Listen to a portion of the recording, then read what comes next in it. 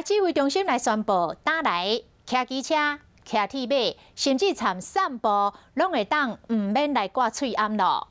指挥官王必胜是来强调讲，这出门也是爱专程来挂喙罨，是室外空旷所在，敢会当维持社交距离的，安尼才适合免挂喙罨。若这个喙罨令透白的头一天，大部分的技师也是甲喙罨挂条条，讲已经拢挂惯势咯。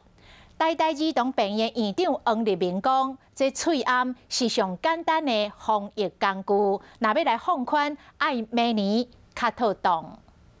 大日头脚骑车骑士排队等人店，爱戴安全帽啊，搁爱挂喙罨。出门一转，若是咧洗散温暖，好佳在即马骑车上路会当溜啊较凉。指挥中心宣布，19号开始，民众骑机车、骑脚踏车会当唔免挂喙罨，连伫室外做工课、散步，嘛当暂时甲喙罨摕落来。挂的比较好，比较安全，距离很短啊。空气那么差，我们骑摩托车都是直接接触到空气，所以说还是会戴啦。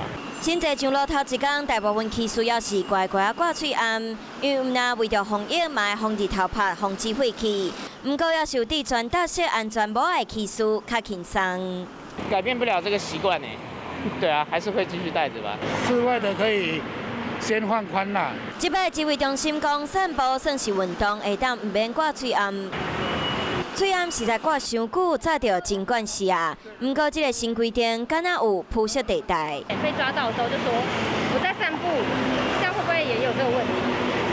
有可能。面对这个，指挥官王必胜强调，原则上伫室外身躯边拢无人，而且距离较远，才适合唔免挂喙罨。而且目前嘛无开放哪行哪食，坐公车坐稳，提早落车行路转去，拢袂当算是散步。提醒民众出外要是爱甲防护措施做好。Hello， 大家好，我是乃瑜，要教给大家2个任务。第一个，华视新闻的脸书专页，你按赞了吗？还有华视新闻的 YouTube 频道，赶紧订阅起来，还要记得按赞，开启小铃铛哦。